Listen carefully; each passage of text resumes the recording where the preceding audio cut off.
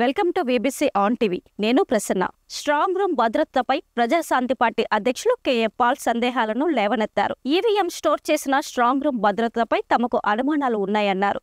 Strong room కు సంబంధించి live link ఇవ్వాలని కోరారు. ఈ సందర్భంగా విశాఖ హోటల్ మేఘాలయ వద్ద తమ పార్టీ కార్యాలయంలో మీడియా సమావేశం నిర్వహించారు. కేఏ పాల్ మాట్లాడుతూ సీసీటీవీ ఫుటేజీ ఇవ్వాలని ఆర్ఓని అడిగామని తెలిపారు. గతంలో లైవ్ లింక్ ఇచ్చారనే విషయాన్ని పాల్ గుర్తు చేశారు. ఇప్పుడు ఎందుకు ఇవ్వడం లేదని ప్రశ్నించారు. ఎన్నికల్లో ప్రధాన రాజకీయ పార్టీలు భారీగా డబ్బులు పంచాయని, మద్యం సరఫరా చేశాయని కేఏ పాల్ ఆరోపించారు. ఓటర్లకు తాను రూపాయి కూడా పంచలేదని స్పష్టం చేశారు. విజయంపై తనకు నమ్మకం ఉందని ధీమా వ్యక్తం చేశారు. ఓట్ల లెక్కింపు రోజున అవాంఛనీయ ఘటనలు జరగకుండా చూడాలని కేఏ పాల్ కోరారు. ఈ మేరకు పోలీస్ శాఖకు ప్రత్యేకంగా విజ్ఞప్తి చేశారు.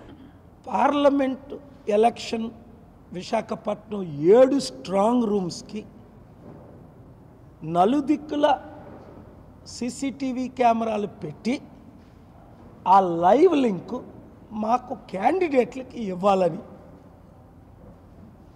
Supreme court guidelines, election commission guidelines ప్రకారం నేను అడగడం జరిగింది.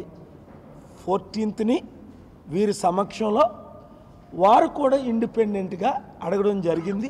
మరి ఒకసారి మేము ఈ 33 క్యాండిడేట్ల సిగ్నేచర్స్ స్వీకరించి ఆర్ఓ గారికి, ఆంధ్రప్రదేశ్ సీఈఓ మీనా గారికి, chief election commission Rajeev Kumar గారికి, అలాగే చీఫ్ జస్టిస్ ఆఫ్ ఇండియాకి, ఇతరులకు మేము కాపీ పెడుతున్నాం. మిమ్మల్ని అడిగాను చాలామందిని, ఇక్కడ ఎవరు గెలుస్తున్నారని. ఈరోజు కూడా అడిగాను, సార్ మీరే లీడ్లో ఉన్నారని మీరే చెప్పారు. 1 రూపాయి పంచలేదు, ఏ పని చేయలేదు. నీతి నిజాయితీగా మార్పు కొరకు వచ్చాం. ఇక్కడ స్ట్రాంగ్ రూమ్లో ఉండాలి. స్ట్రాంగ్ రూమ్లు మేము ఉంటుండగా సీల్ చేయాలి. భీమిలిది సార్ మీరున్నారు.